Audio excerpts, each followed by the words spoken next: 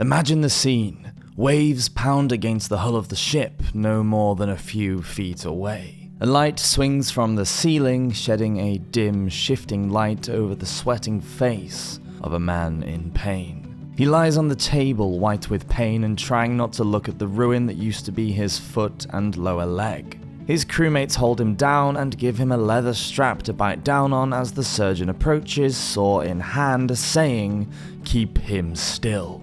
He'll do more damage to himself if he moves whilst I'm working. Give him a swig of rum and let's get started." Okay, maybe this is a stereotypical depiction of medicine during the pirate era, but it can't be overstated how different surgery was at sea. Modern medicine is nothing short of miraculous and must look like magic to anyone from the golden age of pirates. With the advent of vaccinations, readily available painkillers and antibiotics, people nowadays can survive even the most horrendous of ordeals. In contrast, the pirate era was a squalid time where minor infections could finish you off, where a lack of understanding of basic human anatomy meant that people died from malnutrition and other diseases like scurvy, and where medicine was a much more basic affair. What did it look like to be a doctor on a pirate ship? How likely were you to survive getting wounded? Would a tooth infection spell certain doom in the pirate age? Come explore what medicine was like at sea during the pirate age and find out. Welcome to Walk the Plank. The vital role of a ship's surgeon. Most pirates were uneducated and relied heavily upon the ship's surgeon to keep them healthy and safe. Mostly they had very little understanding of how to treat wounds or prevent infection, meaning that travelling without a doctor or surgeon on board was an incredibly risky thing to do. There's a tale from the early 18th century of Bartholomew Roberts and his crew who ended up fighting a fleet of pirate hunters. Making the decision to flee, they threw all surplus cargo, guns and dead weight overboard. Roberts and his crew escaped, but having sustained heavy damage to both the ship and crew, they limped away with their collective tail between their legs. Half of the crew had died or were seriously injured. Even more of the crew would pass away later as they succumbed to the brutal damage wreaked upon their bodies. Without their surgeon, nobody on board knew how to amputate tattered limbs or how to prevent gangrene from setting in and finishing off the wounded pirates. With no other option, the crew plied their wounded comrades with rum to take the edge off the pain and left them to their fate. Not every ship was lucky enough to have a surgeon or doctor on board, and precious few even had a medicine chest, instead relying on their good luck to see them through the various escapades they engaged in. If a ship did have a medicine chest, then one lucky soul from the crew would be promoted to the unenviable role of ship's doctor, at which point they'd be responsible for the health and well-being of the entire crew.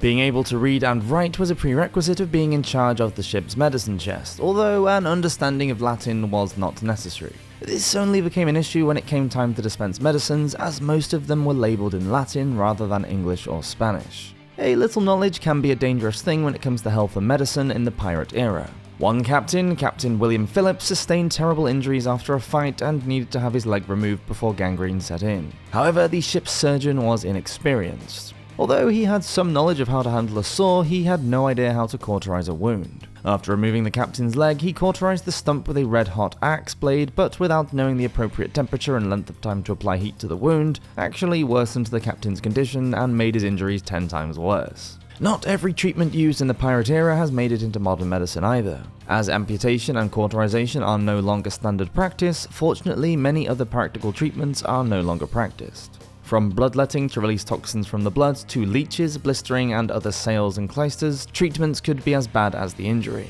Blistering was a particularly unpleasant treatment where caustic substances were applied to a person's skin with a flannel or piece of leather to create blisters on the skin and balance the humours.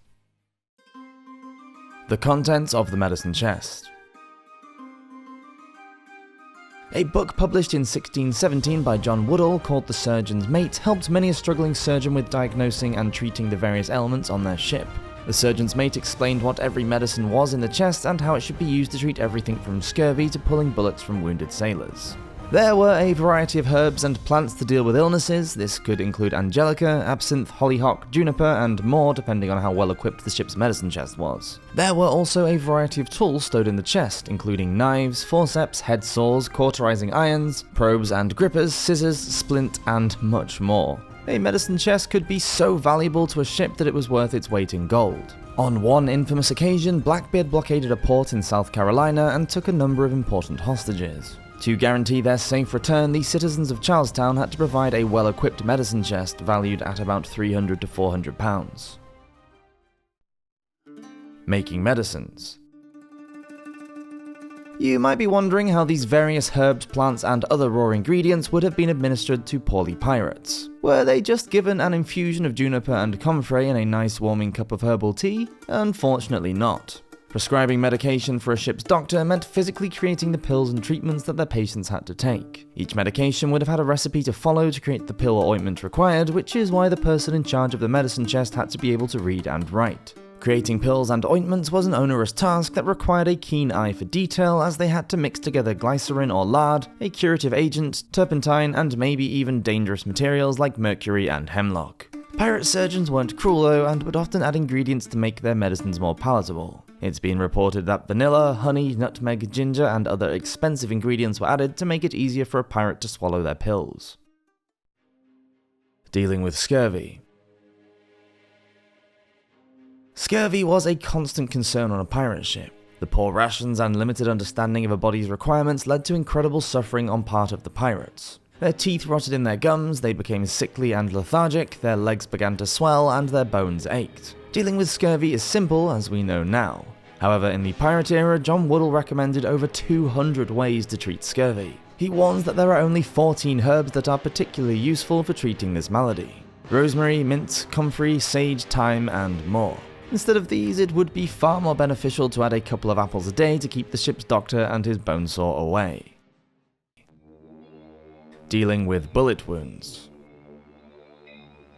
Pirates lived on the edge, often risking life and limb to capture ships and make their money. This meant that they were often exposed to wounds from both musket shot and pistol balls, as well as splinters from the ship itself. A book from the early 19th century by Edward Cutbush observes that while wounds from bullets and shot are pretty terrible, they pale in comparison to the damage wreaked upon the human body by cannon shot and splinters. When we say splinters, we don't mean the little slivers of wood that you get on your finger from handling a plank of wood. Splinters in the pirate era could be up to a couple of feet long and weigh up to 25 kilograms. A man called Hutchinson wrote an account around the same time claiming that the localized wounds made by grape shot or musket balls were very different to the extensive injuries that could occur as a result of the splinters, which would cause, quote, contusions and lacerations of the soft tissues. A military surgeon called Richard Wiseman also discussed issues of splinters as a result of naval battles. In one case, he talked about a man whose arm had been shattered by a great splinter. Wiseman couldn't deal with the man's injuries straight away, even though they seemed quite severe, as the ship was set on fire shortly after. Once they were safe, Wiseman reports that he intended to cut the man's arm off instead of setting the bone and treating against infection. But the man made a fuss and refused to let the surgeon any closer with his razor. Dealing with wounds of this nature would have been a surgeon's main task, as men would be injured in battle or would sustain injuries as their weapons misfired. These wounds were also well documented, both those sustained in battle and those from friendly fire.